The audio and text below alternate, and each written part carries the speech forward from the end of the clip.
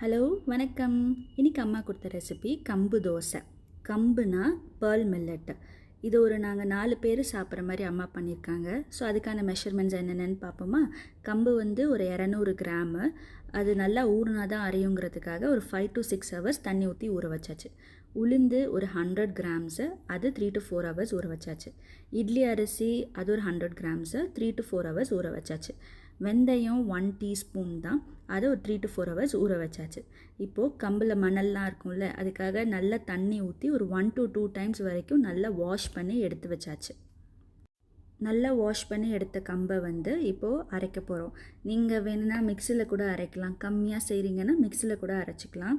எங்கள் அம்மா கிரைண்டரில் ரொம்ப யூஸ்டாக இருக்கனால கிரைண்டரில் கம்பை போட்டு அரைக்க ஆரம்பிச்சிட்டாங்க. இந்த பதத்துக்கு நல்லா கம்பு அரைஞ்சதுக்கப்புறமா ஒரு ஹாஃப் அண்ட் ஹாஃபாக அரைஞ்ச மாதிரி இருக்கும் போது இப்போது இது கூட நம்ம இட்லி அரிசியும் சேர்த்துக்க போகிறோம். அஃப்கோர்ஸ் இட்லி அரிசியை நல்லா வாஷ் பண்ணி இட்லி அரிசியும் நம்ம சேர்த்து அரைக்க போகிறோம். இப்போ கம்பும் இட்லி அரிசியும் நல்லா அரைஞ்சதுக்கப்புறமா, நல்ல சாஃப்டாக அரைஞ்சதுக்கப்புறமா அதை தனியாக எடுத்து வச்சுக்க போகிறோம்.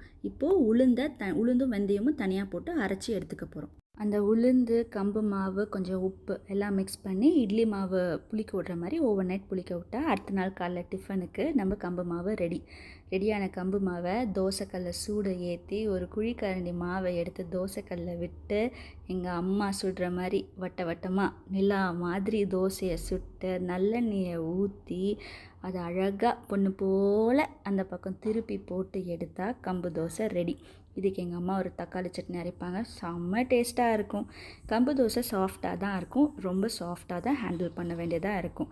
கம்பு ரொம்ப ரொம்ப ஹெல்த்துக்கு நல்லது. அடிக்கடி இந்த மாதிரி மில்லட்ஸ் சாப்பாடில் எடுத்துக்கிறது இன்னும் நல்லது. வேறு ரெசிபியில் பார்க்கலாம். பாய்.